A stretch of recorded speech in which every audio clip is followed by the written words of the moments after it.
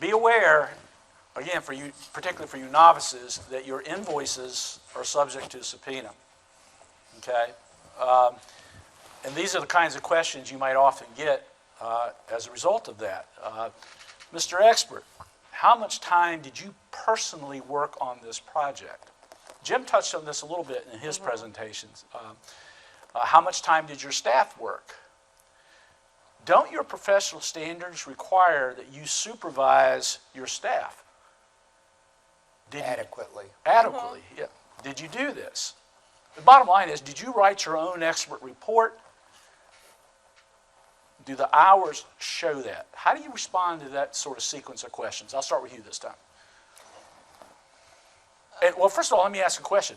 Do you write your entire valuation report, or do you have staff working under your direction? You and know, what's the allocation or percentage of time? With apologies to my learned attorney friend, I just think 90% of the questions we get are much ado about nothing.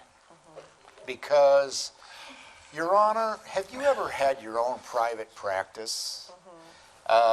Did you try to leverage the work and get the right person doing the right job?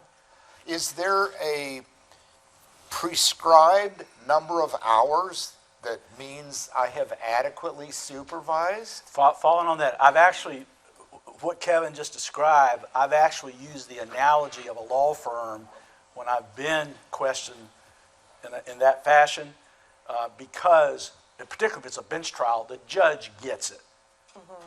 You know, he or she started at a law firm. Yeah. They leverage they have the same business model we do. They leverage their associates. And I explain, I say, just like a law firm, here's how we do this. Yeah, I mean, and I mean, we've been developing our template for 40 years.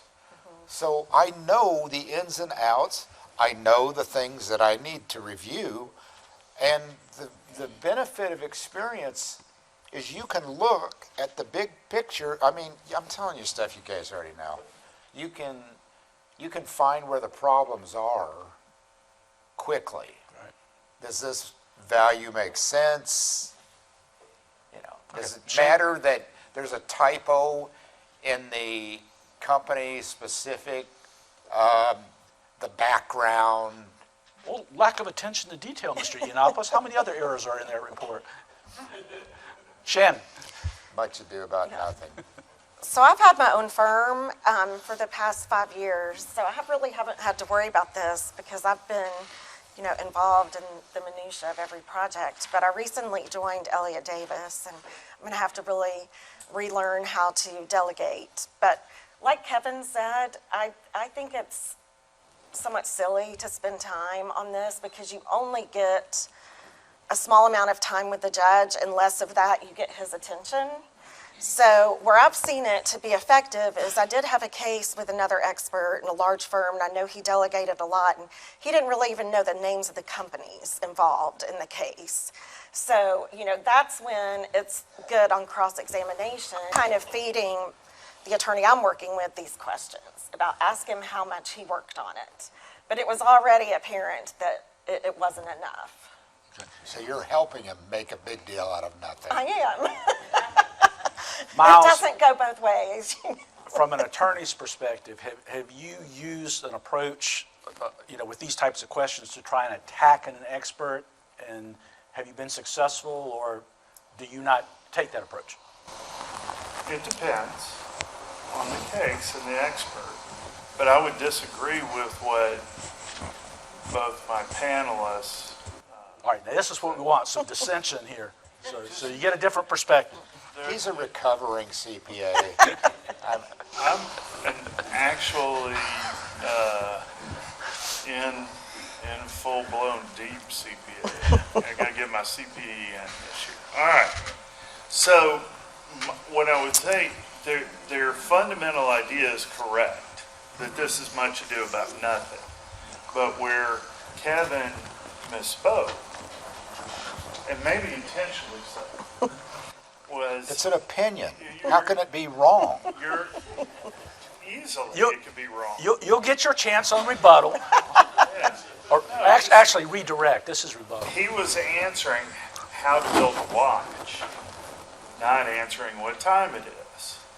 Answer what time it is and move along. This is not going to result in a big gotcha in the courtroom. So just answer the question. Whatever the numbers say, that's true because our billing is true. And leave it at that, and you don't have to explain jack shit. Excuse my language. But I did say that. that. That is the jargon in a legal term. In a legal term. Right. So, but don't even worry about it. It's not going anywhere. And there's nothing, no real hay you can make out of it. When everybody knows it's going to be, what I loved about what Hitch was talking about earlier